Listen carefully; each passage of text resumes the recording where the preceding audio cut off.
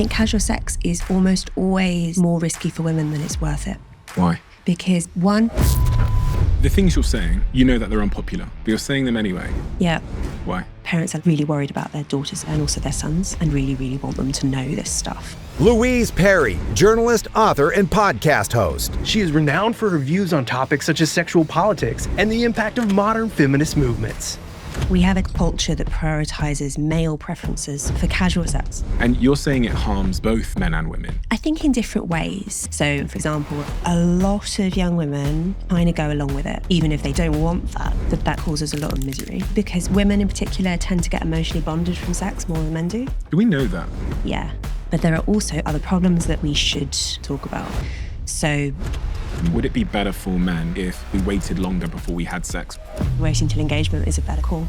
The problem is when you don't have the expectation that people wait, there's really nothing stopping those very attractive high-status men from playing the field and not being forced to commit. And then low-status men just have none. When people are left to their own devices on dating apps and you monitor it carefully, this is basically what you see. But in a monogamous system, you have to commit to one woman and remove yourself from the dating pool. So what is the uncomfortable advice that both men and women need to hear on this subject for their best interests? This is a profound problem, and it's partly because I think we don't tell the truth about it, which is, and governments know this, which is why they're starting to freak out.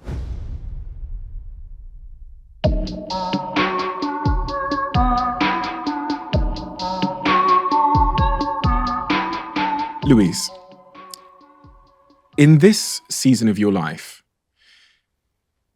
what is your objective? And why is that your objective? Well, as is kind of obvious, I'm in the having baby season of my life.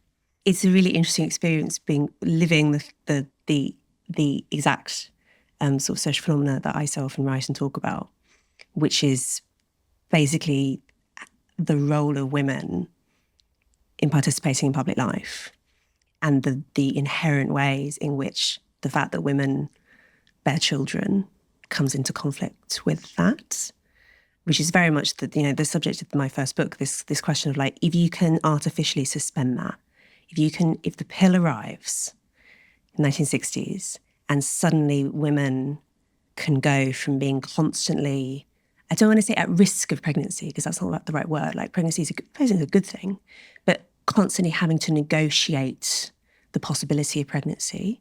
And then suddenly a new technology comes along, first time in the history of the world, which pretty much cuts that out. What does that do to women's public role, the social experience of being a woman? And my argument is it's had so much more of a profound effect than we tend to acknowledge. Because the fact that it's women who bear children is so, so, so socially important in terms of our ability to work, our economic vulnerabilities, our ability to participate in politics, all of this. And the pill is just this like enormous game changer where suddenly it's a choice. And I'm in a season of my life where I've chosen it. For anybody that is not watching on video, Louise is 6 months pregnant, so that's the reference. With my second baby. What is it that you think society at large disagrees with you on as it relates to these issues? I think that most people, I think that the kind of dominant narrative is that this has been an unambiguously good thing and there's been no trade-offs. And I think that there is ambiguity and that there have been trade-offs. That's basically the disagreement. And I think there are pretty much trade-offs with everything, not least a massively, massively consequential new technology like the pill. Do you think the net impact of the pill is positive or negative? I suppose it depends on which area of your life you're talking about. So I think that one of the things that the pill and other reliable contraception, one of the ways in which it's magical and really good is that it allows people to plan their families. It allows women to have spaces between births, which are healthy. It's really, like, in a lot of cases, it's really bad for you to be constantly pregnant, right? It has a really, really deleterious effect on the body. So on that front, fantastic. And on a personal level, fantastic. the trade-offs are normally in other areas of life, like we have massively falling birth rates and there are political and economic problems arising from that. That's not just downstream of the pill, but the pill is a really big part of that story. Sexual culture has changed so much. And I think that causes a lot of misery, particularly for younger women who are younger than me. Sexual culture has changed in what regard? In that I think that it is shifted towards, and you be careful here, because what I don't want to say is that the sexual revolution has been fabulous for men in general. I think that a lot of men have not done well by it. But I think in general that the really big winners from the sexual revolution have been a small subset of men. So what I write about in the book is the Hugh Hefners of the world, right? Hugh Hefner, who founded Playboy magazine, massive sexual appetites and are attractive and can basically have as many women as they want, don't have to get married to them because Christianity has faded away, don't have to worry about unwanted pregnancies because of the pill, for they've had a ball. And I think that what we've seen in the culture is more of a sort of the center of gravity has moved more towards their preferences. And some women are okay with that. Some women genuinely enjoy the sort of being the playgirl, right? But most don't. I think that there are some important average differences between men and women psychologically, not least, that's not just what I think, like the data is, I think, unimpeachable on this. And not least when it comes to sexuality and a culture that prioritizes male preferences when it comes to sexuality is going to be more costly to women. So who are you, Louise? And what experiences in your life and what sort of upbringing has informed the way that you see the world? I started off as a very kind of basically holding the mainstream progressive view, being very kind of conventional in my thinking. I went to a very, very progressive university, School of Oriental and African Studies in London. And when I left university, I worked for charities, including working at a rape crisis centre, which had a significant effect on me in the sense that I was very familiar with sort of standard feminist theory. Standard feminist theory says men and women are basically the same. There aren't any real important differences between us, either physical or psychological, apart from, the baby's bit, whatever, who cares? And that sexual violence, rape, is not about sexual desire, it's about power. It's a power play thing. It's all sort of understood in political terms. And then I actually went to work with victims and I noticed things. I sort of couldn't help but notice things about what they'd been through that made me think, I don't think that's true. Like, that the modal victim of sexual violence is 15. It's really young, right? Really young. And also the age of perpetrators is also skews quite young, like teens and 20s is the most common age group. And one of the things I noticed, or couldn't help but notice, is that perpetrators, basically the peak age of perpetration for men, young men, is the same as testosterone peak. Oh, really? Yeah, it's the same curve. It's also the same curve you see in other kinds of violent crime. There's basically just testosterone rises a lot in your mid-teens and then drops in your 30s. And it's basically during that period that, there's a massive upside to this as well. Like, testosterone is also the drug of the hormone of being adventurous and risk-taking. And there's a lot of upsides to having that sort of youthful male energy. The downside is things like rape. And ditto, the peak age of female victimization is also peak fertility. So what's your conclusion from that? That it's not about power, it's about biology. Or it's not just, if you look at, say, sexual harassment in the workplace, it's rare for junior men to sexually harass senior women, right? Yeah. So there clearly is an element of people as sort of making decisions based on social power structures and so on. But I know when it comes down to it, this is a biological phenomenon. It's also not unique to humans.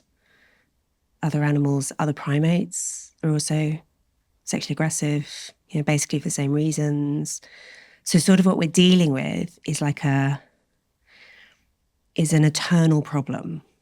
Like how do we channel male aggression in the right directions? How do we protect young women during these vulnerable years? This is a profound problem, and it's a problem that every society faces. And I don't think that we deal with it as well as we could. Partly because I think we don't tell the truth about it. And not least feminists don't tell the truth about it. Because if you say, oh, there are no physical differences between men and women, male and female sexuality is basically the same, women having as much freedom, sexual freedom as possible is obviously the best possible thing, I think what you end up doing by telling these untruths, frankly, I mean, people say these things with the best will in the world, but what you end up doing is actually putting young women at risk. Young women who don't know the truth, because how could they, 15-year-old girls, and I say this as someone who used to be a 15-year-old girl and has also spoken to lots of 15-year-old girls who've really learnt this the hard way. They don't know these realities about, the fact that like men have double the upper body strength that women do on average, which means they can punch twice as hard as women can on average. Things like that. I think we should be more honest with these young women. Then that was my motivation for writing the book. And also why I ended up, partly as a consequence of working in rape crisis, ended up moving politically and becoming more skeptical of a lot of sort of dominant political ideas. So if we think the understanding of the physical and psychological differences between men and women are central to understanding how we should respond and behave and the advice that we should give to men and women, we should probably talk about what those differences are. You mentioned physical differences between men and women, so strength being one of them. Yeah. Are there any other physical differences that are really pertinent to this subject? So strength sports are the biggest gap between men and women. Yeah. Sort of sprinting cardio, like short distance, there's also a big gap. And it's funny when you look at the numbers of like the fastest man in the world, the fastest woman in the world, they're not that different. But if women did not have their own reserved sporting categories, there would be no women in elite sport. Because like the fastest woman in the world would be like the 1,000th fastest man in the world or something like that. Because once you're getting into elite sports levels, that's when these differences become very obvious. And there's this expression I think it's the golden ratio in endurance sport, where women are always, it's like 85% or something of what men are, either the very most accomplished elite female athlete and the very most accomplished elite male athlete. There's always this gap. So anyway, so the cardio differences are not massive. The strength differences are pretty big. This physical difference, what does this then mean for the subjects we were talking about as it relates to sort of sexuality and society more generally? So it means, for instance, that I think casual sex is almost always more risky for women than it's worth it for women. Why? Because being alone with a man that you don't know, basically, is what we're talking about, is inherently dangerous for women just because of that physical asymmetry. 2, because women are the ones who get pregnant. Like even with the pill, even with the most reliable contraception, you've still got that small chance. And so that either means that you carry a pregnancy to term with all of its physical risks and emotional risks, or it means you have an abortion. Like basically all of those costs are borne by the woman. The man might have no idea that this has even occurred, right? So there's this kind of essential asymmetry which you can try and get past with technology, with contraceptive technology, but you can't quite, it's still there. The psychological differences between the sexes in terms of sexuality are also important. They're not as massive as, say, upper body strength, but on average, they are very, very marked. And one of those differences is that men are basically keener on casual sex than women are. Men want to jump into bed more quickly than women do. How do we know that? looking cross-culturally is one big clue, because you might say, and some people do say, like there are these studies, they're quite funny, where researchers will go onto university campuses and get an attractive woman, an attractive man, and they go up to members of the opposite sex and basically proposition them and say, like, do you want to go back to mine right now? And in 0% of cases do women say yes. 0%. And this is consistent. Whereas in quite a high proportion of cases, men will say yes, right? And that is consistent across, it's been done in different times, different places. You know, you might say, oh, it's because women are scared of slut shaming, or, you know, that there's like a social penalty for women. And that's a little bit true. But then when you see, you know, there's been surveys done of like basically every country in the world, to my knowledge. And in no country do women watch more porn than men. In no country do women express more of a desire for casual sex than men do. In no country do women buy sex more than men do. Like, it's basically only men who buy sex. It's very, very rare for women to buy sex. When you see these gaps absolutely everywhere, I think that's a very strong indication that you're dealing with something innate. That's certainly the simplest explanation, isn't it? Rather than that you flip the coin 1,000 times and it comes up heads every time. Is that plausible? Is there anything in the animal kingdom that might refute that point? Is there any, certain animals where the woman is the dominant sort of sexual aggressor, or the? So yes, but not animals that are similar to us. So like spiders or something like that. Okay. In terms of other primates, I mean, there is variation with other primates. Bonobos are quite into casual sex, for instance. Bonobos are quite different. Because people do get a little bit triggered, because you're not saying that women don't enjoy sex at all. No. You're not saying that they aren't as horny in certain situations as men, but you're just saying on average, men are more keen on casual sex than women are. Yes. And there are always outliers. Of course. I mean, you're talking about overlapping bell curves, right? Yeah. So the averages are different. But the thing with overlapping bell curves is it's more obvious at the tails. Mm-hmm. So, for instance, like people who buy sex, or people who become addicted to porn or something, they're basically entirely male, because you're talking about this sort of tippy tail of people who really, really desire sexual variety. Most people obviously are not out there. Most people are somewhere in the middle. But when you're talking about culture, you need to be thinking about the big picture. You need to be thinking like, okay, what does a culture of casual sex, how would a culture of casual sex affect men and women differently? And how does it affect women differently? Because if you're saying that it's innate, it's not a sort of social construct. There's something deep within our wiring in men and women that makes us have a different sort of proclivity towards sex, casual sex. Why does that have a consequence that's negative for women? Basically, what women are more likely to want is monogamy, like not necessarily marriage, but certainly signals of commitment. If you think about this in terms of our evolutionary history, it makes perfect sense, right? Because having sex is pretty much the most consequential thing a woman can do, right? Because if you get pregnant, you've got 9 months of pregnancy, which is risky in itself, childbirth, which is very risky in the ancestral environment, less so now, fortunately. And then you've got maybe 15 years or something of having to look after a child until it's capable of being economically self-sufficient. That's an enormous thing to happen in your life. Whereas, and it also means that women can only really reproduce once a year, absolute max, right? Whereas men, in theory, can reproduce thousands of times a year and can have basically no involvement in raising the children, take basically no risks whatsoever. So if you look at it in those terms, of course women would be pickier.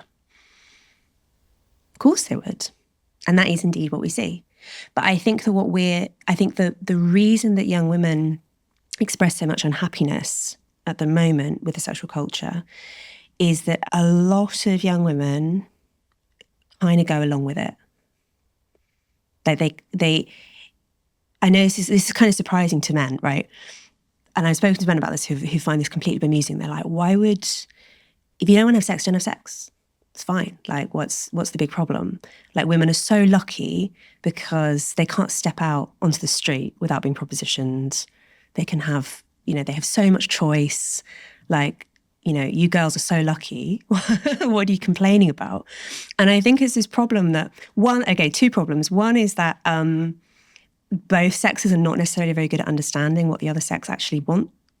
And that's partly comes from the fact that I don't think we're honest enough about sex differences. So like men think that the fact that women can get casual sex at any time of any day is amazing. And women are like, but I don't want that. That's like horrible. I don't want to shag some random man on the street, right? So there's that gap in sort of, there's that empathy gap.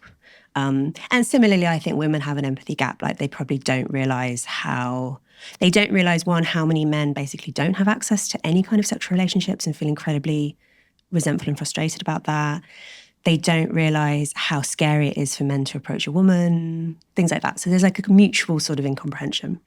And I think the other thing is men find it very hard to imagine doing what a lot of young women do, which is basically going along with sex that they don't really want to have because they want to be polite and because they don't want to scare off a man who maybe they do fancy, and because they don't want to be uncool and because they don't want to be weird and they don't want to be a prude. One of the features of teenage girl psychology, and maybe this is into the 20s as well, but particularly teenage girls, is teenage girls are so concerned about what's normal. Whenever you have contagious mental illnesses, which like historically are quite common, so something like the Salem witch trials, apparently girls are now getting Tourette's from TikTok because it's like a viral thing on TikTok. Hysteria in the 19th century, anorexia. There's a lot of examples of these, right, where mental illnesses, which are seen to be socially contagious, people catch it from each other, you end up with this mimetic effect. They always start with teenage girls, always. Sometimes they spread to other groups, but teenage girls are always like the first, And I think it's because teenage girls, probably for self-protective reasons, there must be some adaptive reason here, are very, very socially sensitive. They're very constantly aware of their social position, what other people are doing, what's cool, what's not cool, obsessed, which is also translates to things like fashion and slang. Slang, ditto. A lot of slang starts with teenage girls because they're this very mimetic group, right? Mm-hmm. And that's fine. Like that's not necessarily a bad thing, but it does sometimes have bad effects. And one of them is, for instance, the idea that being a prude is incredibly cringe has taken hold really, really effectively among this group of girls. And so, I'll talk to girls or read or listen to girls saying like, I went along with the most like degrading, upsetting, whatever, sexual things because like, I don't know why, because I wanted him to think I was cool, because I didn't, and I think that's something that a lot of people find difficult to empathize with. And will say, and some men do say, in criticism of my position, like, why don't these girls just sort of get a grip? When you say that there's young girls and women going along with it, yeah, are you talking about both the type and the frequency of sex, or are you just talking about the casual sex and then the different ways people have sex, like BDSM and choking and these kinds of things? Yeah, so all of the above. Okay. I mean, I think particularly it's the BDSM is a bit of a complicated one. We'll get to that then. Yeah, we can get onto that. One, in terms of the casual sex thing, so like having sex on a first date, okay, kind of thing, historically very, very, very rare. Like such a weird cultural convention, right? And you think that happened because? Well, because the pill, number one. Yeah. Because it means that you can do it without pregnancy being high risk. Mm-hmm. And I think it's all ends up being downstream of that it then changes. Like it basically used to be, you can actually read accounts of women who were in their 20s, say, at the time when the pill came along, and they'll say, it used to be the case that you go out on a date and the expectation is we will not be having sex, right? That was the agreed upon thing. Not to say it never happened, obviously it did, but that was the default. And then you might have sex on engagement or when you get married or maybe when you're going steady, that expression you hear in like old high school films. but that was a way down the track, right? And then the pill comes along, and you read women saying, like, it suddenly completely changed things. It suddenly was like, the default was not, we're not having sex. The default was, we might. And so suddenly it became a negotiation, and it became there's this evolutionary psychologist, David Buss, who specializes in human sexuality. And he writes about this sort of eternal power play, basically, where women would like to wait longer before they have sex and men would like to have sex sooner. And there's always this sort of volleying back and forth, like who's going to win, basically, right? And the pill massively shifts it in the have sex sooner direction. And so, yeah, you say women who, like, you know, it used to be the assumption I would not have sex after a date. And now I'm having to, like, this is so often what actually is happening in Me Too kind of cases. I mean, obviously Me Too cases, there's a lot of range. You've got straightforward, really criminal behavior, like Harvey Weinstein or whatever. But you also quite often what's going on is it's so much more subtle than that. It's like the Aziz Ansari case. Do you remember that? Quite an interesting case because he, in terms of the response, so Aziz Ansari, you know, famous actor, comedian, he goes on a date with this woman who's a fan, and it's all going well.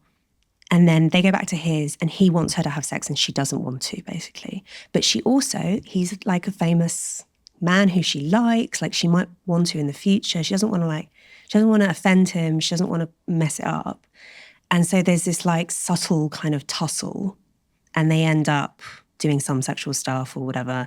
She goes home, she feels terrible. She subsequently says to him, you took advantage, basically, by text. He says sorry. And then later she sort of spills the beans in a magazine article. And that kind of thing is basically an invention of sexual revolution, that kind of conflict where there's that degree of ambiguity. It wasn't that unreasonable for him to think that sex would happen. It wasn't that unreasonable. The problem that she found herself in is that she had to try and as politely as possible say no without, like, that's a really difficult social game, isn't it? Particularly when everyone's drunk, right? And she ended up, I guess, like they both messed up to some degree. Like he didn't read her social cues. She didn't communicate clearly. Like so often that's what's really going on with these Me Too cases. There's so much ambiguity in terms of what everyone is supposed to do. And you've got this tussle between what men and women prefer. And I mean, adding alcohol is really bad. You know, there's this bias that men have. It's like a deep-seated bias where men will tend to see sexual interest where there isn't. They're more likely to see sexual interest where there is none. They kind of overestimate how much women fancy them, basically. I know. Don't know what you're talking about. And alcohol makes it worse. Oh, really? Yeah, alcohol exaggerates that effect. So if a man's drunk, he's more likely to see sexual interest when it isn't there. And then if she's drunk as well, she's less able to successfully navigate this difficult social situation. Do you know what I mean? It does just feel like we're the lack of social rules just sort of sets everyone up to fail, and it's kind of inevitable that you're going to end up with these I guess tragedies, right? Of people not understanding one another. So sex becoming a negotiation now when historically it wasn't such a negotiation, and therefore sex happening much sooner in the interaction between men and women, often on the first date, maybe the second date. You're kind of alluding to it there, but I just want to get clarity on, you're saying it harms both men and women in the long term. I think in different ways. Yeah. So I think the harm that's done to women is emotion. Well, no, there are obviously some situations where the worst possible thing happens. You know, You go home with a man who turns out to be incredibly dangerous. More common is women just feeling bad about themselves. How do we know that? Like, have they done survey data? Oh, really? Yeah. You just ask women, like, how do you feel after different kinds of sexual encounter? Like a one-night stand? Yeah. And then you ask men the same thing. And women feel disgusting, basically, to some degree. is sort of the dominant. I included this quiz in my book, right, for men and women, like basically for people who had casual sex of some kind or another, right, who participated in this culture. And I sort of pooled the questions from my male and female friends. And one of the questions for women was, have you ever had a consensual sexual experience which now makes, thinking about it in retrospect, makes you feel like kind of physically uncomfortable, like gives you a disgust response? And so many women say yes to that. And one of the reasons for that is that women have a much lower disgust threshold than men do. So like women feel disgust more easily than men do, in response to all sorts of things, but including in response to not non-consensual, but unwanted sex. You see like the kind of subtle distinction, like legal, but not really desired sex. Women are more likely to find that just makes them feel disgusted. Because? Well, probably because of this evolutionary thing, right, where like having sex with a man who you don't want to get pregnant by is a bad decision. And a big risk. Yeah.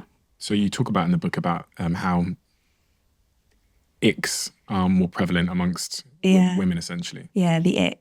Yeah, it's a really interesting expression, isn't it? Mm. It's the women use it to mean when they're like, they like a man and then suddenly something switches and they get the ick and all of a sudden they're like, oh, no. Yeah, I've got a friend who I shan't name, who met this really great guy on a dating app. And I was looking at Hugh because she was asking me for some advice on her dating profile or whatever. And not that I could give anyone advice because I've basically never been on any dating app. But she showed me this photo of this guy. And this guy was like really good looking. He looked like he played rugby or something. He was just like, I was like, what a great guy. And she was like, no, he's got boxes on the wardrobe behind him. Oh. She was like, he's got like cardboard boxes on the wardrobe behind him. She was like, oh, I was like, this guy is like, he's like perfect. He's like an action figure. But because he had cardboard boxes on the wardrobe behind him in the profile picture, she was like, oh. Interesting. Bizarre. I thought, is that a cultural thing or is that innate? Because there's no guy that I know that would look at a profile of a stunning woman and go, oh, she's got cardboard boxes on the. Although do you think for a woman, they were like, deciding whether to marry, do you know what I mean? Because men do tend to have sort of there are kind of two tracks, like there's the woman I'd have sex with and there's a woman I'd marry. And they're different, they're different categories. Mm-hmm. And maybe I don't know about cardboard boxes necessarily, but maybe what it's showing is you're like messy, disorganized, not very grown up. Yeah, or maybe you don't have. Maybe you're living at someone else's house, maybe, and that's or maybe you're on the move. Don't have much money. Yeah. I guess she's looking for cues of like doing a really long-term good bet. Which goes back to your evolutionary principle. Exactly, yeah, that's a sensible thing to be doing, really. I think icks should be listened to, generally. Do you think? Like I think our bodies often know. I think our bodies are often sensitive to like little cues that we might miss consciously. So you think women should listen to their icks? Yeah. But some of them are getting a little. The one that always makes me laugh is if a man on a date, the date goes really, really well, and then at the end of the date, he pulls out his wallet to pay, and he has a Velcro wallet. Right. Is that an ick for you? I'm not sure if it would be a personal ick. Okay. But I guess maybe we should respect it as an idiosyncratic ick. I don't know. I think in general, this goes for men as well. I think this goes for people. I think it's, you ever read The Gift of Fear, the Gavin de Becker book? A really great book. It was published like 30 years ago or something. I think Oprah made it quite a big deal. And it's by a, I think he used to be a bodyguard. He's like a personal security expert. And he tells all these stories. It's mostly about women, and maybe this applies to men too, where women basically ended up getting attacked by men who they did actually have bad vibes about in some way, but they ignored those and it cost them, right?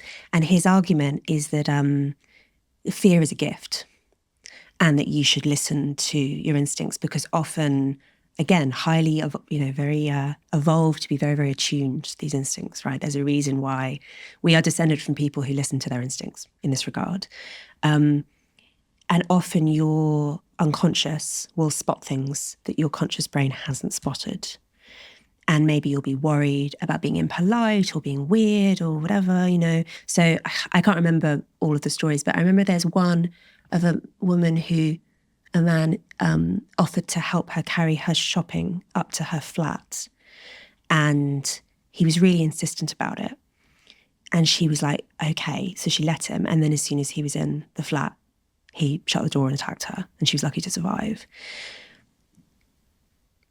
She said later that it was weird. It didn't feel like he was just being nice. She got bad vibes from him. She got the ick, whatever. There was something like going on. But her conscious brain said, he's just being nice. And so she ignored her instincts and she let him into her flat. Like that's the sort of example where actually I think that our unconscious brains are actually very wise about a lot of these things. Women's more than men's in that regard? Interesting question. I would guess probably yes, because particularly in relation to the sexual violence threat, right, which women carry and men don't as much. I mean, men certainly don't carry it from women. If men get sexually assaulted, it will be by other men, almost always. Again, really interestingly, if you show women, I think this is true for women, but not for men, as far as I know. If you show women a map of their local area and ask them to say which streets they would not want to walk down alone late at night, and they highlight those streets, they map on perfectly to actual rates of crime. And these women know nothing about this. They're not familiar with local police statistics or whatever. It's just vibes. They just feel unsafe in these areas. Those vibes are actually really accurate, surprisingly so. And I guess because, it's this evolved thing that, to put it really bluntly, rape is a very bad outcome for women evolutionarily, right? It's something you really want to avoid. And so we have these inbuilt systems. Fatal, right? Well, sometimes, but it's also just like well, there are several costs. There's the carrying the rapist baby and all the downsides of that, right? There's the risk of being ostracized by your community. Maybe your husband casts you out. There are so many downsides, even aside from the physical threat. We've evolved some very good systems to try and protect ourselves against that. I also think that to some extent, the 15-year-old girls, they do have these instincts. So they have some degree of inbuilt protective instincts, but they do also lack life experience, which is, I think, why we have or ought to have social conventions that also protect them. Do you know what's interesting? As this is called the Diary of a CEO podcast, and although we've strayed quite far from business, and people tell me that all the time, my lens, because I run businesses when I'm not doing this, is always to think about how a lot of this applies to business. And as you were talking about, the way that I heard it is that women have a different sort of radar, sort of than men, and are able to spot different things than men. And I thought about how useful that is in business and what a great case for diversity that is, both in the hiring process, because often, and this is just an observation from running businesses, often the women that run some of my businesses are able to spot something in certain candidates that it wasn't abundantly clear to me. And often, again, this is anecdotal, one candidate who all the men in the interview process are good with, fine with, all of the women in the interview process have a problem with. And a problem they almost can't explain. Interesting. It's a vibe they're getting. It's a vibe, yeah. And the men in the interview process often, sometimes, not always, don't have the problem with this individual, but then all of the women in my organization have a problem with this person. And so over time, I've learned that maybe I don't have the radar, and maybe I need to listen to both sides to make an informed decision. And it's plausible when you think about evolution that men and women have a different sort of sixth sense in that regard. I see it in my partner. Obviously, I can't give an anecdotal example because it's my partner, but it's like she's operating on a different frequency oftentimes to me. And that's kind of what makes the relationship work. My husband says I'm a witch. Yeah, I think my partner's a witch. So if we're making it a safe space, my partner is a witch, but she's a white witch. She knows she is, but she can it's like she can see things that I can't see. Yeah. I mean, there's a great book to be written about like how these sex differences play out in the workplace. Because again, I think it's because there's a bit of a taboo about talking about it too much, and there is obviously a risk. I mean, the big reason why feminists don't want to overplay these psychological differences between men and women is because historically they have been used to discriminate against women, right? The women are too irrational to do X, Y, Z, you know. And that's a completely reasonable concern. But I also think that just pretending, therefore, that they don't exist doesn't really do anyone any favors, because they do. And I think we should just be honest. And be honest, but also simultaneously be like, you know, this doesn't mean that women are inferior. For me, it's a case for diversity. In some places. I mean, I think there probably is an argument for... In like the hiring process, for example. Yeah, exactly. I think there are probably some roles where, or indeed things like in policing, for instance, you know, to be really direct, I don't think that women should be in frontline policing roles, because I think that the physical differences are too profound, particularly in the UK where police officers don't carry guns. The average woman, even a really strong, fit woman, is going to really struggle in a direct confrontation with the average male. But if I was to rebut that, I'd say, you know, what happens if you have a crime where involving several women, and a man shows up without the empathy or without the ability to sort of resonate or to relate? So I think women should be involved in criminal justice, but because, for instance, probably women are better at interviewing. Yeah, I wouldn't be surprised, and interrogation. You know, so there are probably some roles where women are going to outperform men. Again, it's the overlapping bell curves.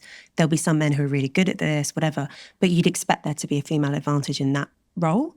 But there isn't a female advantage in the being out and having physical confrontations with people role. And I think that's fine. I don't think that we should...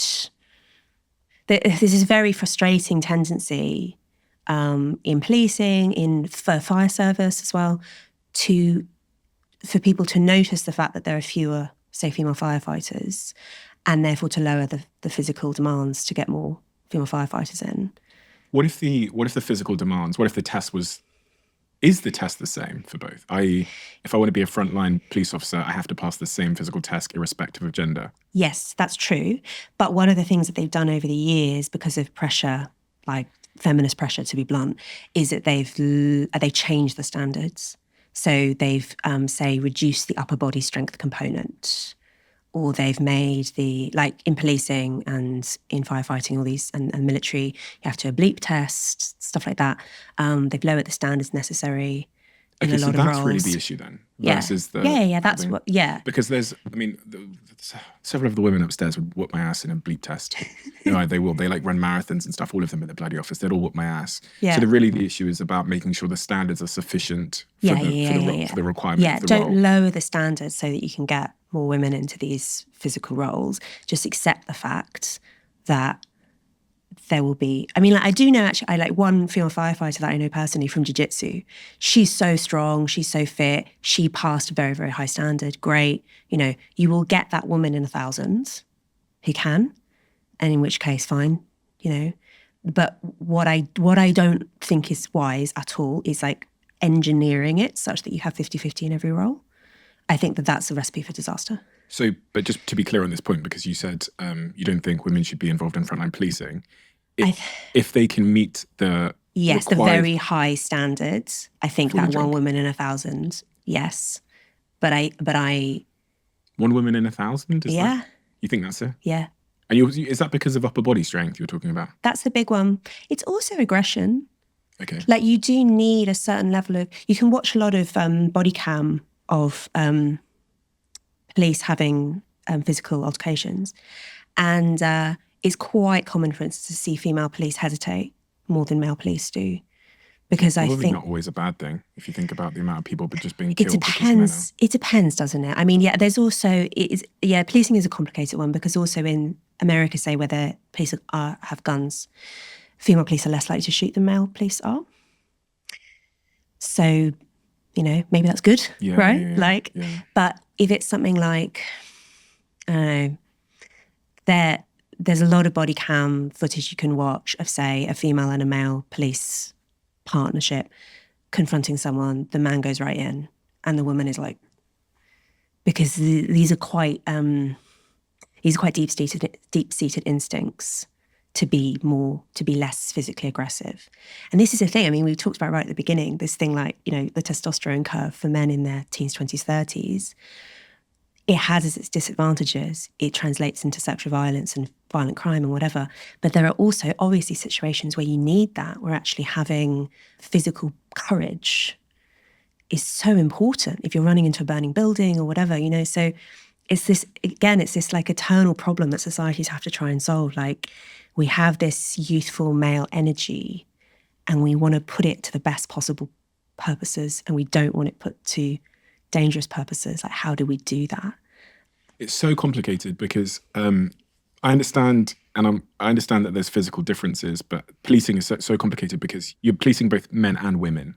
So women have a different testosterone curve, for example. So would it therefore be better for a woman to show up in that scenario who is going to match that person's?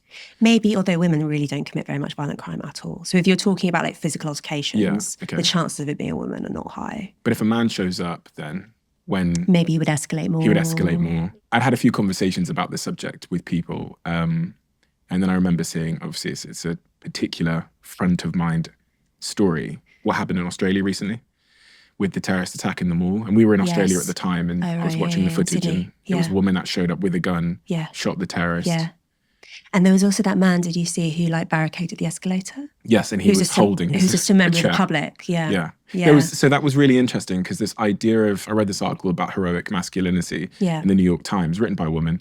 And the article goes to highlight these instances where the man runs in the building, 9/11. I think it was like 98% of the people that died in 9/11, firefighters were men. Yeah. There was a couple of women as well. Yeah. And then I saw that video of the terrorist attack in Australia, and you have the guy on the escalator holding a chair, threatening this terrorist that he's going to smash him with a chair if he comes closer. And then the person that ultimately ended the terrorist attack was a woman with a gun. And so, you know, it's super nuanced, isn't it? Yeah. What's really interesting about this physical courage thing is so often people say later that they didn't even think about it. There was no conscious process. There was no like, should I? They just do it. Do it, yeah. And you don't really know if you're like that, I think, until you're confronted with a situation like that. 100%. You know, when women will definitely do that absolutely not thinking is protecting their kids, Yeah. And you do read amazing accounts of women diving on their children and lifting cars because like their child is stuck under it, and they just have this like almighty surge of strength. Like and actually that's an interesting situation where women can be very aggressive in defending their children. Like, and that's true in other species as well, that you can have this, just the red mist descends in that set of circumstances. So, yeah. We're talking about icks, and I just wanted to cover it off because there's kind of two sides to this ick argument. There's this, I've got this radar which is useful and it's protecting me. And then there's this other sort of more newer social TikTokification of the ick, which is probably causing people not to get in relationships. I've got a friend that she's been on she goes on about 100 dates a year. And she's like, I think she's actually starting a dating podcast because she's that unsuccessful at dating. And in my head I go, I think this might be part of like a broader social issue, that the reason we're not coming together, we're having less sex, all these things, is in part because of these icks. We think everything is a problem because social media told us it was. Yes. And I think it's probably true, going back to this mimetic thing, right? There are probably some social status signs which are very mimetic. Like, one of the things that some women will do, for instance, is they'll like say, I will only date a man over 6 foot, and just set that cut off. And you can be very objective about that on the app because they say how tall they are. I mean, I'm sure everyone's exaggerating, but like they say how tall they are. And it's a really silly thing to do actually, because you're cutting off like I don't know, 80% of men, more, depending on the group of men, you're just cutting them out. And actually, if you were to meet this person in real life, the fact that they were 5'9" you wouldn't even notice, probably. So sometimes I think that modern technology can encourage a level of pickiness, which is actually really counterproductive. And probably actually, and again, it's like, I think so much of mutual sexual attraction is about about pheromones, about vibe, about being in person, and dating apps don't capture that at all. So I'm sure that definitely works against. There are 100% women who are way too picky. Definitely. We talked a second ago about how the introduction of the pill and how that caused negotiation in this first sort of encounter impacts women. We didn't cover how it impacts men downstream. Would it be better for men if there were, we waited longer before we had sex with a woman? In your book you talk about waiting 3 months, but then you whispered something to me, which I'll let you say just in case you don't want to say it. I think probably actually waiting till engagement is a better call. So you think we should wait until we are engaged with someone before we have sex? Yeah. You bite your lip when you say that. You look I'm nervous. saying that because there are trade-offs and I acknowledge them. And also it's more difficult to do that in a culture where that's weird. Yeah. Because what you end up doing is cutting out anyone who for whom that's too weird, right? Like you basically cut out a big chunk of your possible matches by insisting on that. Unless, say, you're very religious, in which case everyone in your religious community is going to have the same expectation. But for most people, that's going to be quite a weird thing to demand, which is why I said 3 months in the book, because it seemed like more reasonable and more achievable. And also because my mum said to me when she read the draft, she was like, if you say wait till engagement or marriage, that's the first thing every reviewer is going to notice about the book. It's going to be a big deal. So it will be, you'll get more of a hearing, if you're more reasonable. The thing is, we're a really weird culture in this regard. Like basically every other culture, there is obviously variation, my first degree was in anthropology. And one of the things about anthropology, which is so powerful and interesting when you're interested in contemporary social issues, is that there are a lot of differences between cultures. Of course there are, and that's what's interesting for anthropologists. But there are also a lot of similarities. And actually there have been various efforts over the years to compose lists of human universals, which you find in absolutely every culture.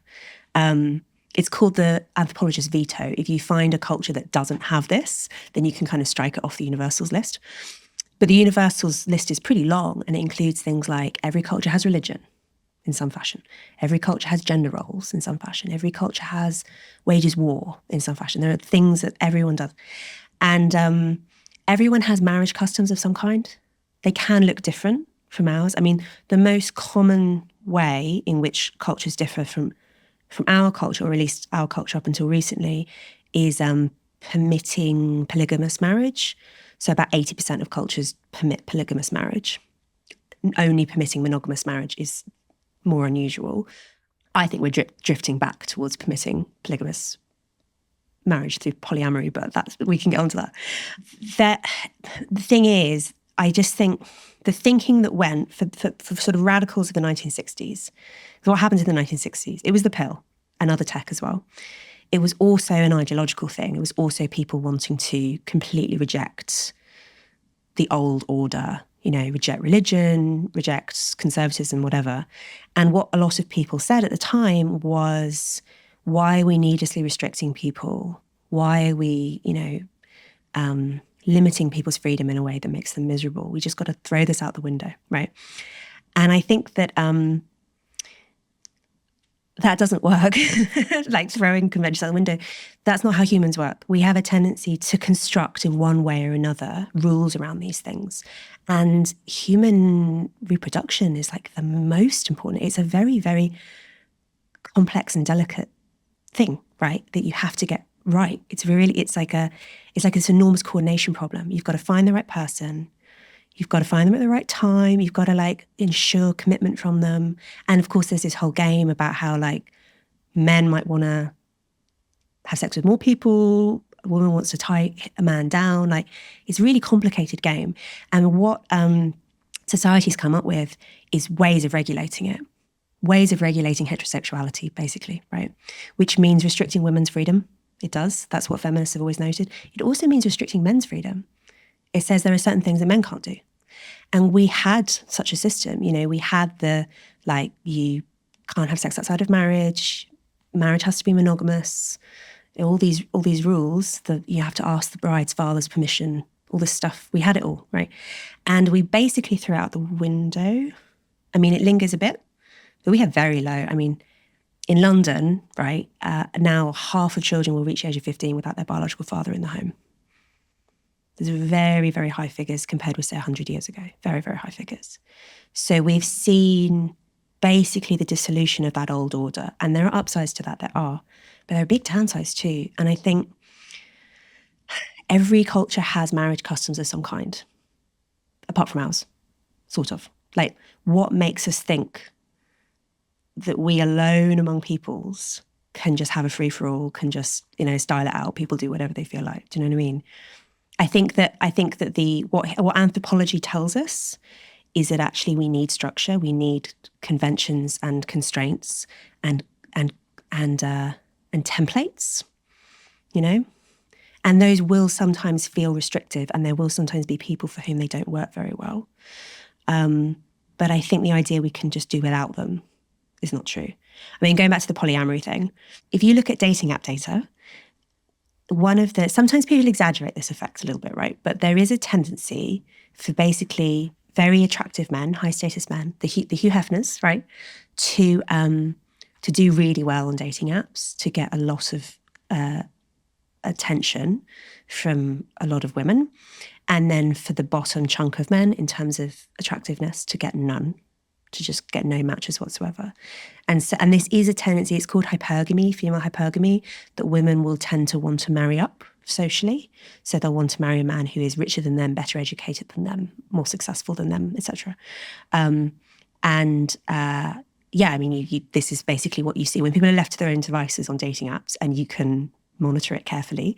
That is basically what people do. And the problem you end up with is that when you don't have a system of monogamous marriage and you don't have the expectation that people wait, there's really nothing stopping those men from just having loads of girlfriends, maybe having them at the same time, like having little harems, right? Not calling them that, but basically playing the field and not being forced to commit because no one expects them to, really. And it's good fun for those men. It's frustrating for the women because they're having relationships with these men in the hope that it will turn into commitment, and then it never does. And so they end up feeling really bitter, right? And it's also frustrating for the less attractive men who are getting no attention whatsoever and who read me or listen to me saying the sexual revolution was good for men. And it's like, it wasn't good for me. It's like, I know. There's like an inbuilt inequality. Sorry to interrupt, but hasn't there always been an inbuilt inequality in the male experience?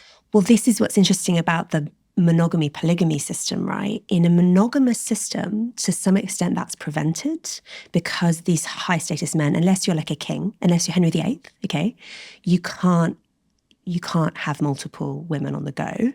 You have to commit to one woman and basically remove yourself from the dating pool, right? And so it isn't possible for the really attractive men to sort of amass a lot of women. And so I've heard it described as sexual socialism, monogamous marriage, because it does sort of encourage like an equalizing effect. One each. Yeah. Whereas in a polygamous system, obviously that's completely permissible. And, in extreme circumstances, you'll have high status men having, 100 women or something like that in historical examples.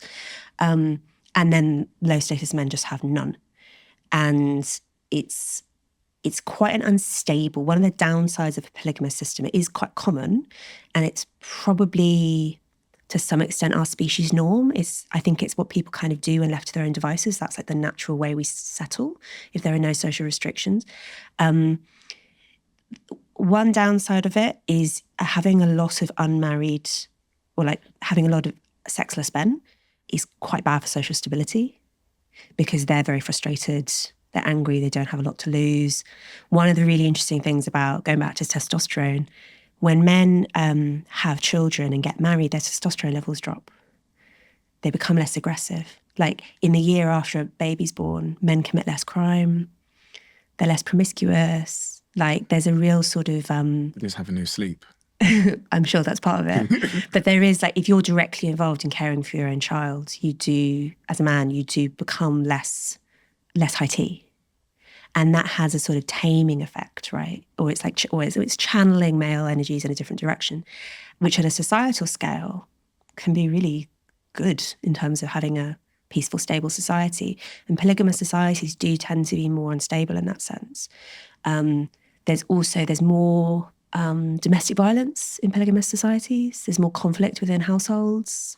Like there are quite a lot of bad outcomes that you get from polygamous systems. So even though monogamy is maybe not the norm anthropologically, it does seem to be a good norm. And some of the most successful societies have adopted monogamy as their norm, and have been successful partly because of that. If you are to have a daughter in the future, I know you've got a son already and you've got another boy on the way, but if you are to have a daughter in the future and that daughter comes up to you at, let's say, 18 years old and says, "Mum, I heard on that podcast you did ages ago, 20 years ago, that you said I shouldn't have sex with the guy I'm dating until engagement. Yeah. Mum, can you just confirm why? What would you say to your daughter?" There's a few reasons. One is because women in particular tend to get emotionally bonded from sex more than men do. Do we know that? Because anecdotally, in the group chat, confirmed. Yes. But is there science to support that idea? Yeah, I think that you can measure it in terms of things like oxytocin. Okay. And there's actually, I wrote about this in the book, there's this whole like horrible genre of journalistic articles basically advising women on how to have casual sex without being miserable. And sort of what can you do to like hack your brain so that you can have casual sex without feeling dreadful afterwards. This is like public acknowledgement that this is a thing. And one of the pieces of advice is things like take ecstasy while you're having sex because it will like dull your emotional bonding response, things like that, which I just find so dystopian. I'm like, or you could just not. Yeah. Or, you don't have to like try and biohack your brain to endure something you don't really want to do. But anyway, women get more emotionally bonded from sex than men do. And then you do end up with this kind of asymmetry, which comes up in the group chat, right? Of like, she basically is more into him than he is into her.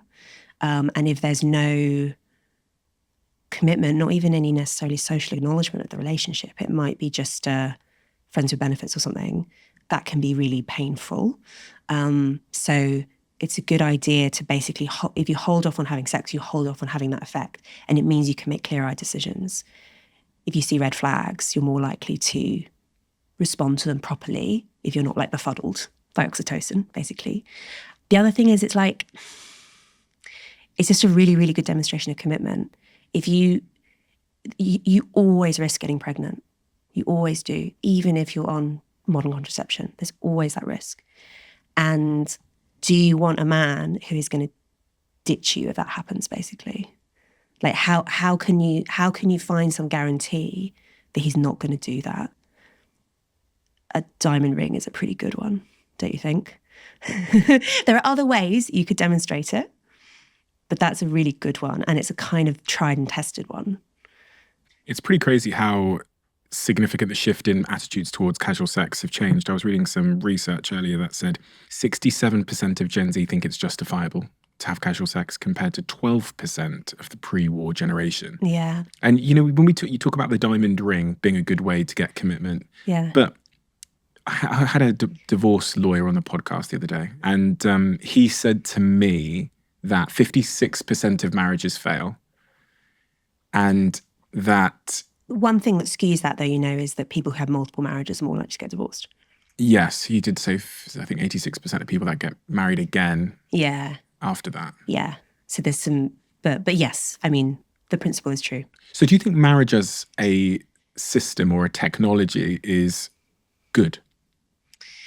Or do you just think it's... Because in the book, it sounds like you think it's just the best available option. Yeah, because, so the key reason I think that marriage is good, specifically for women, right? It's good for men too, but there's like particular reason why it's good for women, and why I think that feminist arguments against it are flawed, is that the nature of carrying children is that you have a period of some period of time where you cannot participate in the labour market, right? Where you're too pregnant, you've got a newborn, whatever. I mean, when I had my first baby, I calculated that in the first weeks and months of his life, I was spending 40 hours a week just breastfeeding, right? So you basically, mothers and babies aren't really individuals, right? In the sense that they're not completely autonomous. My friend Mary Harrington, who's also an author, she said that she realized this for the first time when she had her daughter, and her baby was crying to be fed in the middle of the night. And she realized that in a sort of, if you looked at their relationship in an individualist way, you were like, okay, you've got one human being who like wants to be fed and another human being who can provide the feeding. But they're autonomous agents. They can just make their own decisions or whatever. She's like, no. I can't just decide, now I'm going to ignore it. I'm going to go back to bed. Like every cell in your body is saying, I must go feed my baby. It completely changes you physically, psychologically. It's like completely transformative experience because your biological goal becomes keep this baby alive. And the baby is completely dependent on you. There's this child psychotherapist, Donald Winnicott, said there's no such thing as a baby, there's only a baby and someone, right? Babies can't survive on their own. And normally that someone is the mother.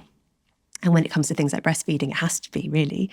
I mean, we now have formula and so on, so we can sort of, it's that old thing of using technology to take the edge off some of these social realities, but it's still basically the case that mums and babies are like tied together like this emotionally, biologically.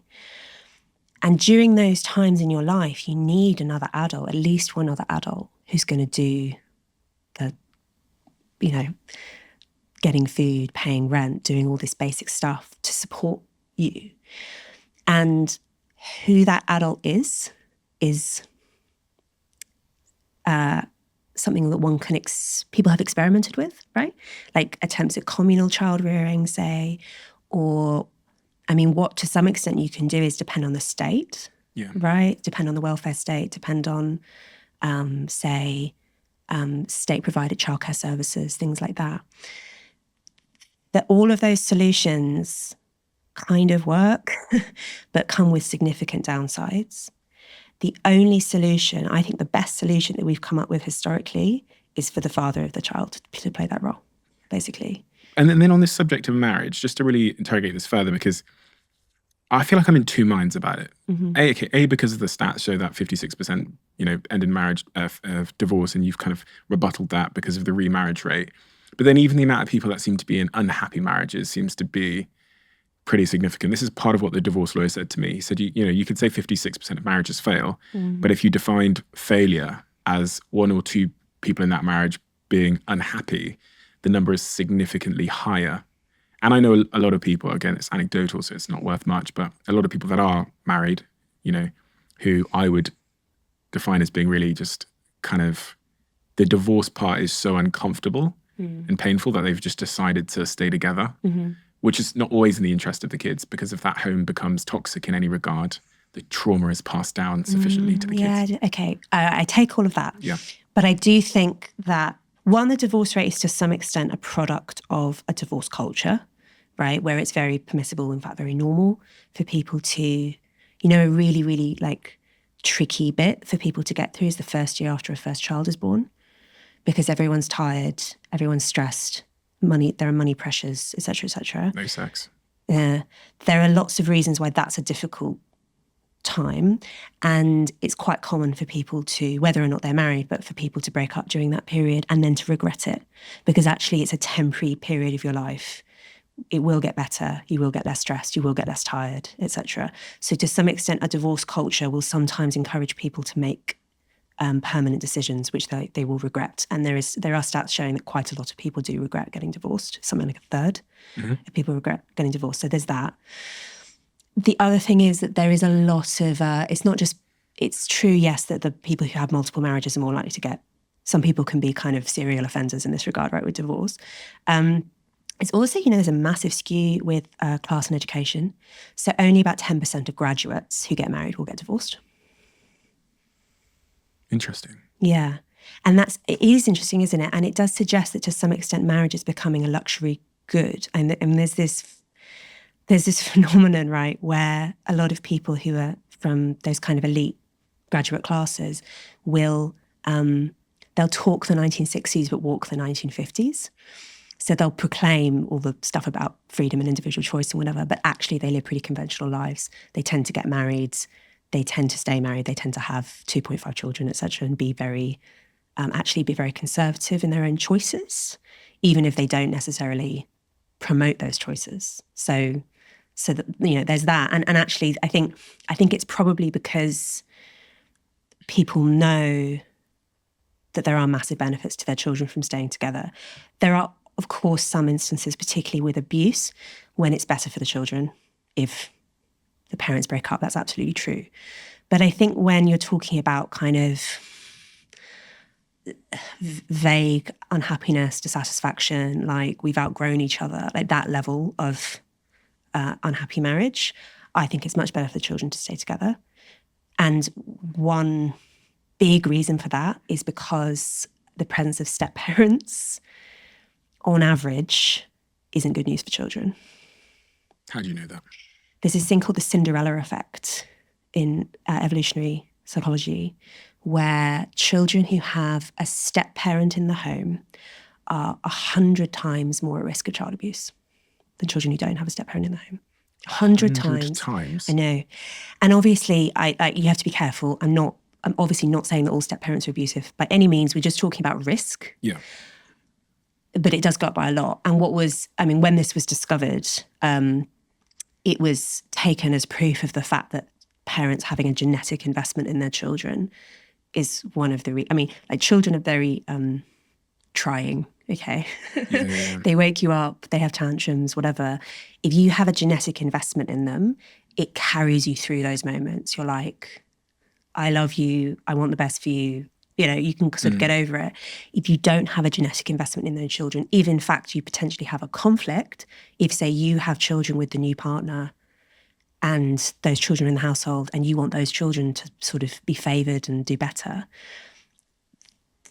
unconsciously, right? But there will be kind of a playing of favourites game. Like, it's not just... In some cases. It's not just like violent abuse.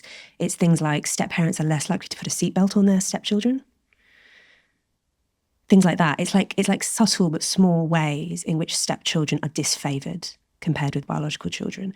And of course, some people will surmount that and be amazing step-parents, ditto like adoptive parents.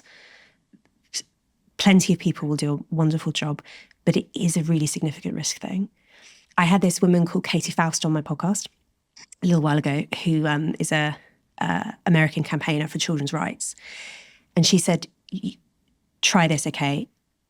Google my mum's boyfriend and see what Google suggests. It's not pretty.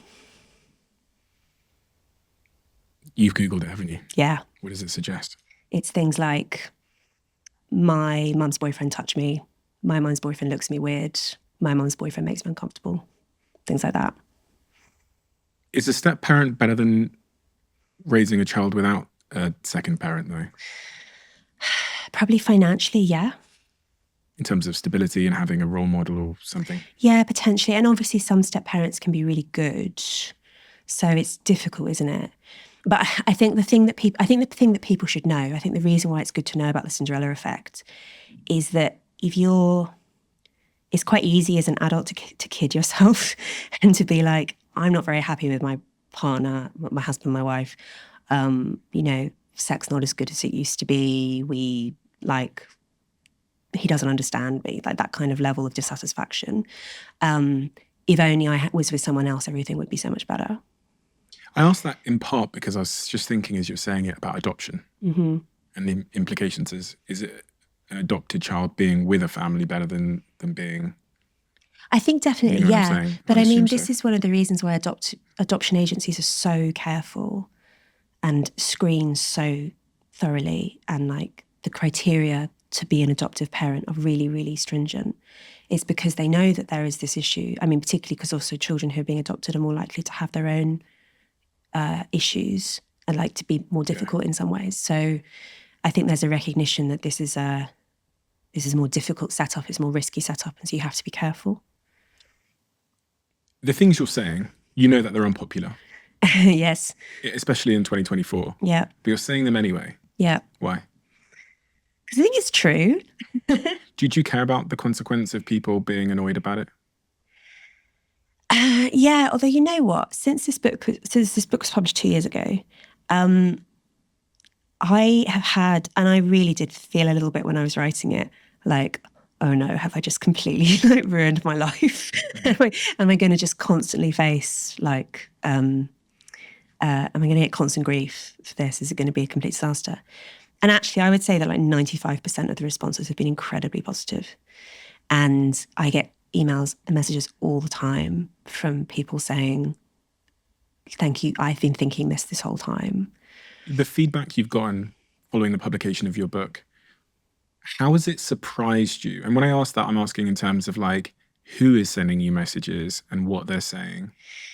I would say probably the two most common groups of readers are dads. Okay. Who are really worried about their daughters in particular and also their sons, and saying like, thank you so much for, this was the reason I decided to do a young adult edition of the book. So in a few months, there's going to be a young adult version, which is basically like edited, made shorter, simpler, whatever, because the book has a lot of very adult themes, obviously. And I had so many people saying like, I wish I could give this to my 14-year-olds. And I just kind of feel uncomfortable doing so, but I really, really, really want them to know this stuff. And so we did a young adult edition for exactly that purpose. And often it is dads who are feeling, mums too, but dads who are feeling really anxious about this. What are they worried about? They're worried about, they're worried about sexual violence to their daughters is probably the key one. Yeah.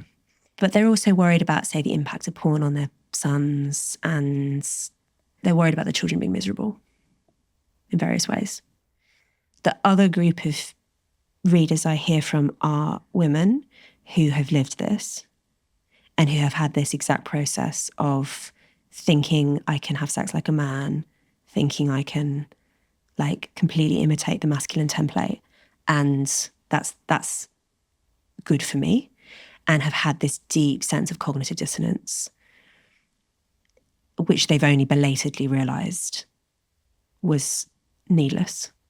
Like they didn't have to actually put themselves through what they did, but they felt what they did. You know, they had this process of conforming to something that was bad for them. I hear from a lot of those women. And you know, in many cases, like I have had 2 women email me recently to say that they are having a baby because of me. It's amazing. It's so cool. Just because they had this, because the anti-mother messaging can be so strong and feel so empowering. Yeah. And this feeling that, this painful feeling that actually that there's something much higher status about the masculine template, that there's something lesser, there's something worse about doing the feminine thing, you know, being the mother, I think is very baked in and is actually very anti-woman, I think, you know, to say that being just a mum, there's something wrong with that it would be better to have, say, a corporate job, that it would be better to live like a man. I think that when we say things like that, what we're basically saying is that what women do is worse, that there's something worse about women. Something like actually very deeply sexist about that in a way that I don't like at all. So a lot of what I try to do in my writing and podcast and everything is actually elevate some of the feminine stuff, which is needlessly marginalized. You know, being a mother, it's okay to want to be monogamous. It's okay to want to have children. It's okay to care more about your children than your career. None of those things are bad. It's okay to care more about your career than having children? Yes. You said that a little bit more reluctantly. No, it is. That is okay. I think that it is more common right now in our current cultural moment for women to be pushed towards the masculine role when it doesn't suit them than the other way around. I think historically it has been the other way around, right? The women who wanted to do the masculine thing and were really intelligent, ambitious, and whatever were suppressed and were basically confined to the home, right? That definitely happened historically. I think we've kind of flipped though, actually. And now it's more common for women to be told that being just a mum is worse. At a societal level, there's been a big decline in birth rates, which is quite interesting. Are you concerned about the decline in birth rates? I mean, I think it is definitely going to cause significant political and economic problems. To read some stats, by 2050, over 3/4 of countries won't have high enough fertility rates to keep their population size growing over time. The global fertility, or to keep it stable over time, the global fertility rate has decreased from 4.84 live births per women in 1950 to 2.2 in 2021, and is expected to drop to 1.5 by 2100. And the last one I'll read is Japan's population was 124.3 million, down 595,000 people from 2022. And the falling rate equals out to almost 100 people an hour are being lost from their population. Countries are taking drastic measures to get their birth rates back up. South Korea, for example, is considering giving families about £60,000 in cash for each newborn baby that they have. So yeah, there's a societal, social impact, economic impact on the declining birth rates. And I've heard you say previously that you think it's one of the biggest evolutionary challenges we're facing. I think we're going through an evolutionary bottleneck. So we're going through a period where, it's partly the pill, people, it's one of those issues that sort of attracts just so stories. People will often be quite confident about, oh, it's this, oh, it's feminism, oh, it's capitalism, whatever. I think that the single factor that actually best explains why you're seeing such massive drops in fertility across not just Europe and America, but Northeast Asia, as you were saying, and also actually lots of, like, the Middle East has quite low birth rates. Indian subcontinent has quite low birth rates. Basically, the only place in the world that still has high birth rates is sub-Saharan Africa. So this is basically a global phenomenon. The single factor which best explains it is affluence. You cross a certain threshold in terms of GDP per capita and fertility falls a lot. And it's not that high a threshold. It's like $10,000, something like that. So the richer you get, the less kids you have. Yeah. I know, it's funny, isn't it? Because it seems completely counterintuitive. Yeah. Because often people will say, in an expensive city like London, people will say, I can't afford to have kids. And they're sort of right. I mean, it is true that it's harder to afford, it's harder than it was 50 years ago, say, to afford a family home and to live on a single income. So at the kind of micro level, that's true, and that probably does disincentivize people from having children. Or certainly, I mean, often what people mean is I can't afford to have children at the standard that I would like in terms of the size of my house and, you know, all of this. Having a nanny or whatever. Yeah, I mean, we're all descended from people who had 10 kids in a 2-bedroom hut, you know, like, so our ancestors have all had children in much more difficult circumstances than we have. And I think that it's a really interesting mystery. Why does affluence make people less inclined to have children? One factor probably is, it's a bit morbid, but mortality salience. When people, this seems to be why there are post-war baby booms. It's not actually because all the soldiers come home and they're really horny, right? It's because war reminds people of death. Mm-hmm. And actually people have this tendency to respond to death by wanting to create new life. And you can test this in the lab. Like if you remind people of death and then ask them how many children they want to have more. I know it's crazy, isn't it? But it may be that there's something about having very peaceful and comfortable ways of life in affluent societies that actually discourages people from reproducing, which it does seem counterintuitive, doesn't it? But that's probably quite likely. I mean, what's probably going to happen, therefore, is that people who really want to have kids will be selected for. Because historically, Mother Nature didn't really care how broody you were. She just cared how horny you were, right? Because if you had sex, then children were a likely result. Whereas now with reliable contraception, that's a lot less true. So probably right now, I mean, we're going to see really massive drops in population. In somewhere like South Korea, they have the lowest birth rates in the world. I think it's like 0.7 or something. So that's 0.7 babies per couple or person? Per woman is how it's calculated. Okay, fine. So in order to have replacement, you'd need 2.1 in a culture of low child mortality. Okay. And that means that in South Korea, they're probably going to lose about 95% of their population in the next century.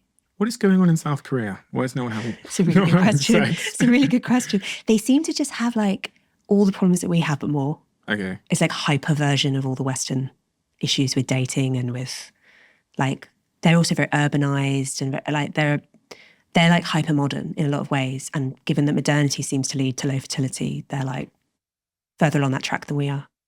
We touched on it briefly, the idea that porn might be playing a role in people having less sex.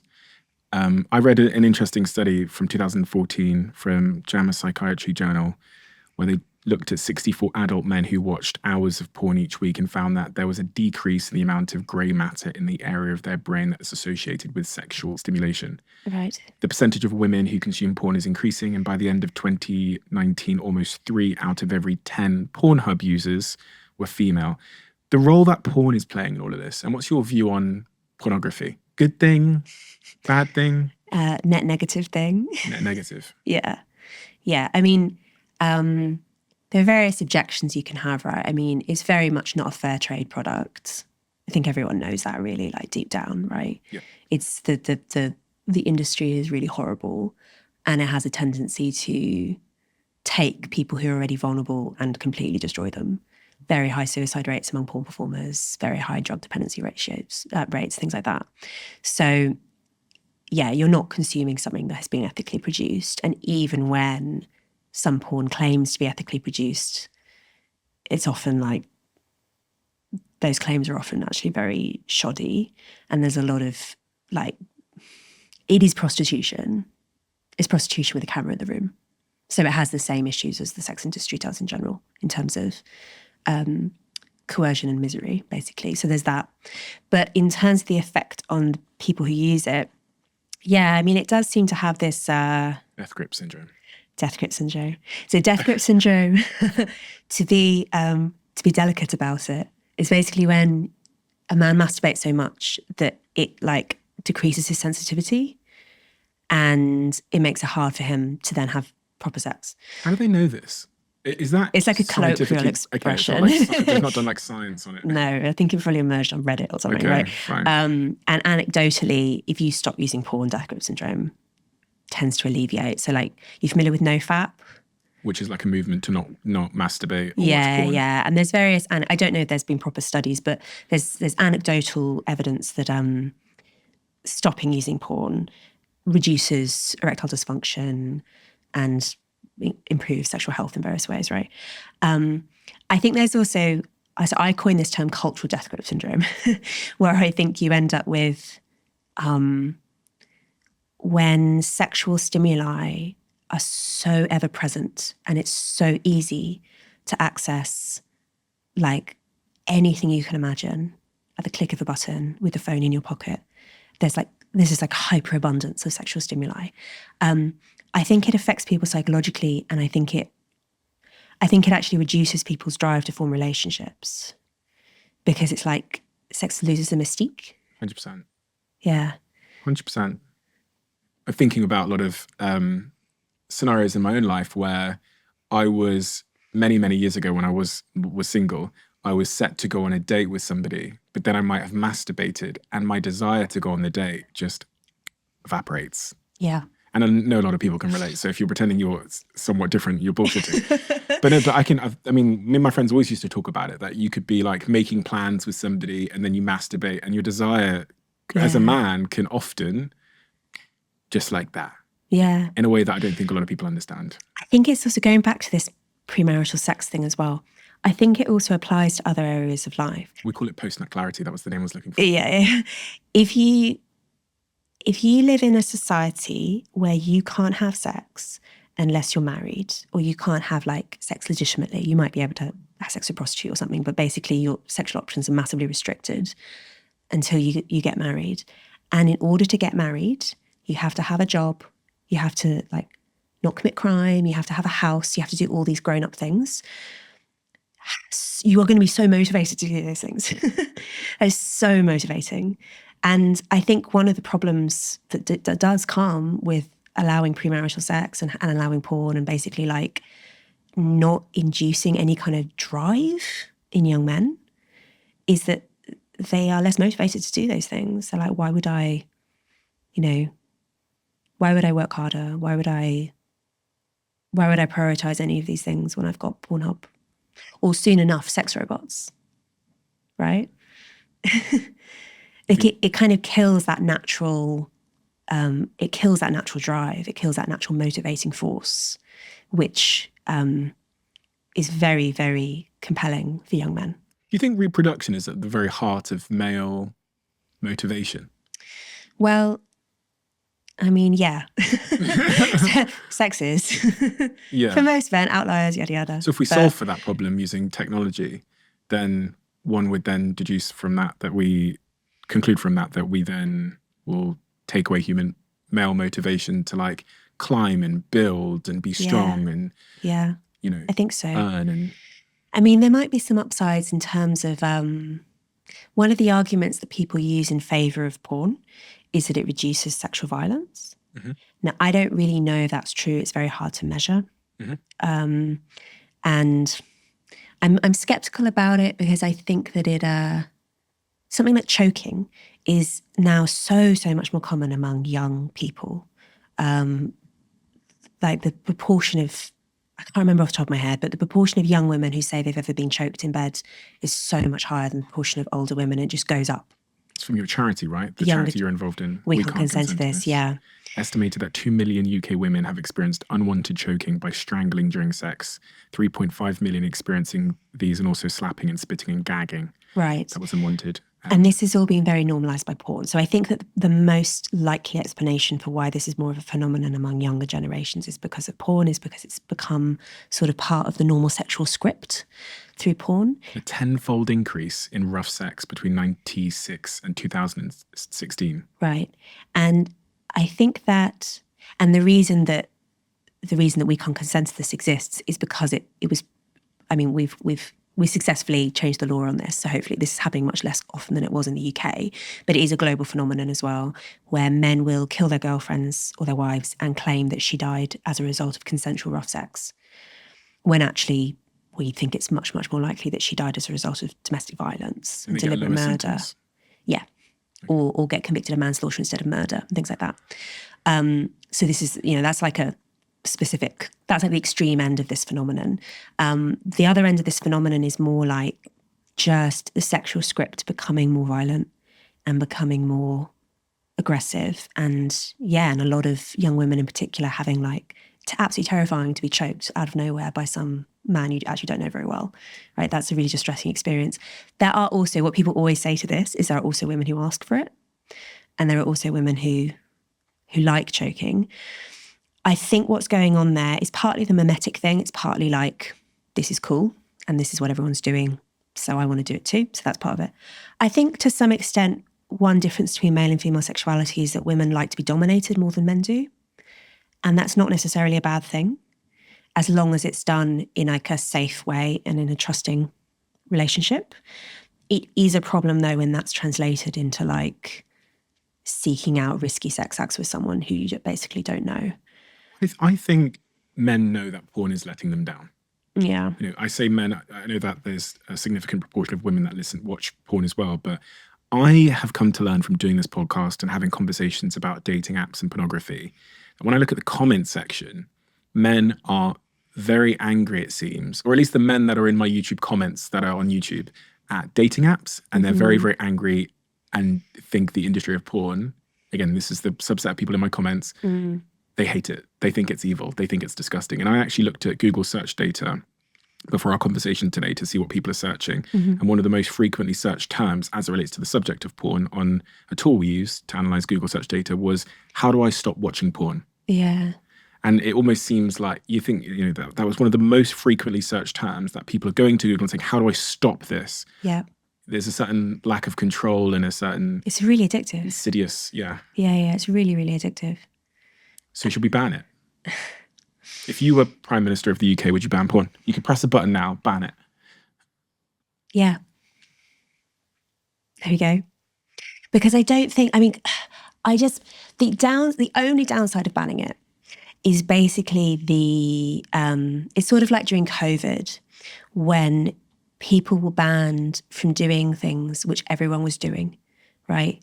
Banned from socializing, banned from seeing their families. And people, in a lot of cases, kept doing it and just broke the law. And I think that had a sort of destructive effect on attitudes towards the law. This also was one of the reasoning, this is one piece of reasoning behind legalizing gambling back in the mid-20th century, that there was statistics showing that like an enormous number of people were gambling. Yeah. And so it just seemed ridiculous to ban something that everyone was doing. So that's one argument against banning porn, that like people would keep doing it. It would be quite hard really with the internet, like realistically. And so it would sort of undermine faith in the legal system in general. And I take that seriously. But I don't think it makes anyone's life better. Sex workers would have a big rebuttal to you there and say, it's a much better career for me than working some horrible job in some... There might be a small number of women for whom that's really true. But in general, I think, and this applies to other areas of the sex industry, not just porn, the people you tend to hear from are the people who are doing best by it. And you also tend to hear from them at the point in their lives when they're in the middle of it and they are either haven't yet suffered the costs of it or are kind of have a self-protective narrative that they're telling themselves. And I've spoken to a lot of women who've been in the sex industry, including on my podcast, who will talk about this exact feeling of like, when you're in it, you just need to get through the day and telling yourself, I'm empowered and this is okay and I'm in charge of this and whatever, is a way of getting through the day. It's quite common for them to compare it to being in an abusive relationship. When you're in it, like, I love him, it's fine, and then it's only afterwards, after you've left the relationship and the emotional connection is gone, that you can realise how bad it was for you. And there are some quite high profile examples of this, like Jenna Jameson. She was one of the most famous porn stars in the world in the 90s. She's now a campaigner against the porn industry because she says it's so exploitative. It causes so much psychological harm and physical harm. I mean, just things like STDs and injuries during... You're 18 times more likely to be murdered if you're a female porn star. Yeah. According to a study by Stuart Cunningham et al. 2018. Yeah, and that danger is even more acute in other areas of the sex industry. There might be some people who really don't suffer those psychological effects and who find a way of doing it in the sort of safest possible way, and it's okay for them. I've spoken to those people. I trust that they exist, but I think they're very unrepresentative. And to say that we should basically design the law around those exceptions rather than around what would be better for the people who are suffering most, I think is wrong-headed. I mean, in terms of the sex industry in general, I would favour what the law as it is in places like Ireland and Sweden and France and quite a lot of other countries, where basically buying sex is against the law, but selling sex isn't against the law, which I know seems kind of counterintuitive, but basically you say that the punters are criminalised. I'm talking about like on-street sex work and brothels and stuff. Yeah. The punters are criminalised, but the prostituted women are not. So they don't have anything to fear from the police. And they can get support from social services and they can get help with addiction and they can get, all the various issues that are so much more likely to confront. But the punters are disincentivized because it's all fueled by demand, right? If there weren't men who wanted to buy sex, if there weren't men watching porn, and women too, if there weren't people watching porn, the industry would collapse. Like, it all depends on demand. This young generation are going to grow up with pornography on their phones since birth. Yeah. You know what I mean? Like, your kids are going to be able to access pornography, sometimes accidentally if you scroll Twitter. I know, it's terrifying. From the minute, while their brains are forming. Yeah. And that's the first real generation that have had pornography from birth. Yeah. Yeah, it's really bad. I mean, this is why I worry about smartphones. I mean, there are other reasons.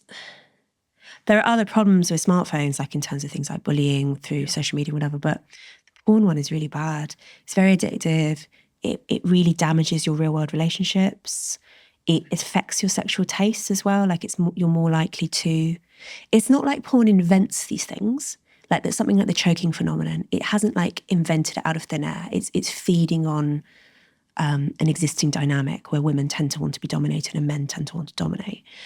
But it exaggerates it, and it turns neural pathways in your brain into motorways. Because you're constantly reinforcing this this positive response to the stimulus with orgasm, which is like a very, like you're training your brain, basically.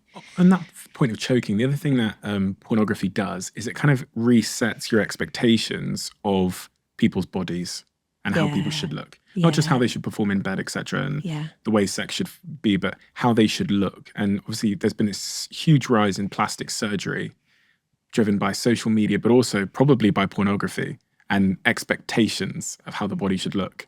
Yeah. Which seems to be playing into all of this. Yeah, and seems to be, bad for self-esteem, bad for your sort of realistic sense of... So it's that funny phenomenon, isn't it, where what looks good in 2D doesn't necessarily look good in 3D. Mm-hmm. You ever notice how sometimes women who have had a lot of work done will look really good in photos and then look a bit weird in person, like uncanny valley in person? Yeah. Because actually in 3D it looks a bit odd. Yeah, of course. So it's like the wrong motivations as well. On that subject of attraction, though, there are the conversation around attraction itself is quite confused because, again, there's sort of a political correctness around what you can and can't say about attraction, what men are attracted to and what women are attracted to. I think we can agree, from an evolutionary perspective, is different. And what is that? What are we not saying? I mean, there's lots of really interesting little data points about that, like perfect waist-hip ratio that men like is 0.7. 0.7, which is, just for anybody that doesn't know, that they want the waist to be 0.7. So it's the waist measurement divided by the hip measurement. Okay. Should be 0.7, I think that's right. Okay. Like men having like upper body strength, just straightforwardly, like basically the more the better. There is this interesting thing with women where too masculine is off-putting. Ah, interesting. Women want like 8 or 9 out of 10, right? Masculinity. Yeah. But they don't want bodybuilder. Exactly. They don't want too much, or like the super square-jawed, like intense look. And the reason for that is an interesting one. It seems to be because women have this balance in choosing a partner where you want someone who's strong and will protect you and will provide for you, and and being masculine is an indication of that, which is good.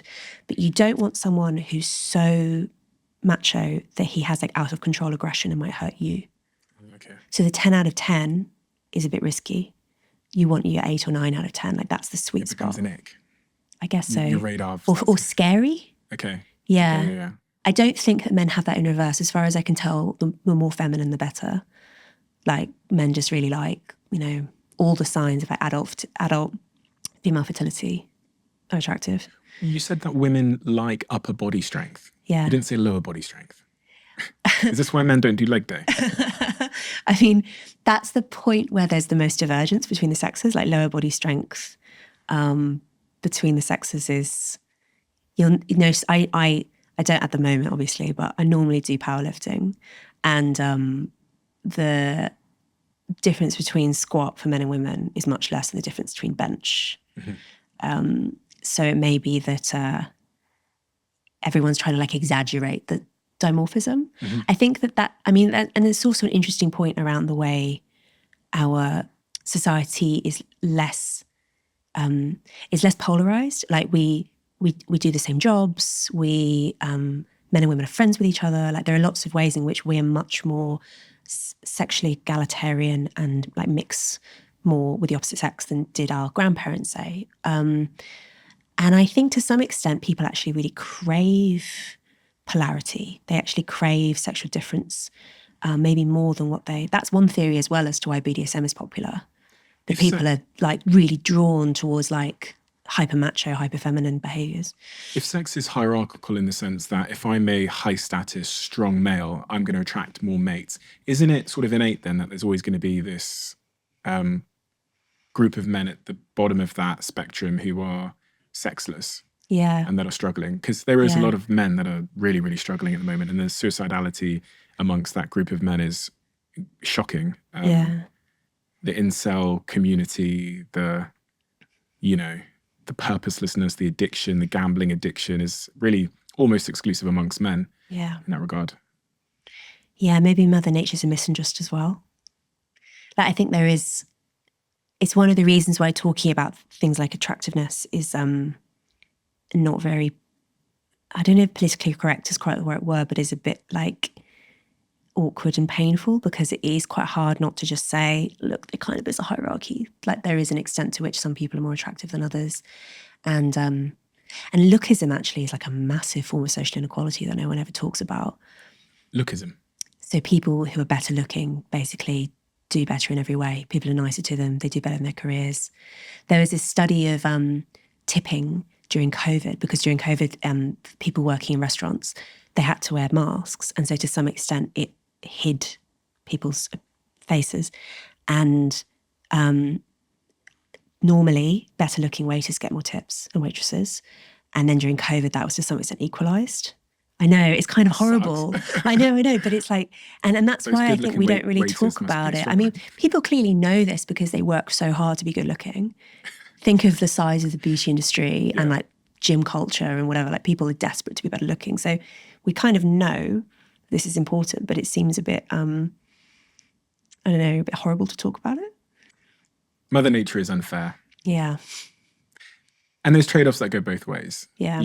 I'm not, Kim Kardashian is gorgeous, but if I was a woman, I wouldn't necessarily want to be Kim Kardashian, because there are trade-offs that I wouldn't be happy with. And I think that's much of what this conversation has really been. It's just highlighting some of those disparities and unfairnesses, but also the trade-offs and the opportunities that Mother Nature presents us with in all facets of our lives. And these are difficult conversations for all of the reasons you described. They're difficult, they're painful, but I think it's better to know. I think it's better to know. I think that you can make an informed choice if you know. Right? I agree. Yeah. A lot of people don't want to know. And you learn that as a podcaster. Yeah. You learn that there's a lot of things that some people, it's fingers in the ear. It causes too much dissonance and pain and uncomfort to look in the mirror at the nature of the way that the world is or is going to be. So some people would rather avoid it. And you know what? Fine. Yeah. They're coping. Yeah. Hope is a very powerful. We're all trying to find very ways to powerful cope. thing. Like we Yeah. all are, you know. Yeah. So I have empathy for that. Yeah. Thank you so much. Thank you so much for being willing to have the uncomfortable conversation and willing to say the uncomfortable thing out loud, because a lot of people aren't willing to say that. And, I think that's how progress happens. I think ideas that are opposing sometimes need to collide for us to make progress. And I think your book is very much a case of that. If anybody hasn't read it, I think it's one of the most important books on the subject. It's called The Case Against the Sexual Revolution, A New Guide to Sex in the 21st Century. Highly, highly recommend it. Everyone that I know that's read it has absolutely raved about it and passed it around. So I'm sure you will do too. So I'll link it below in the description so you guys can all read the book.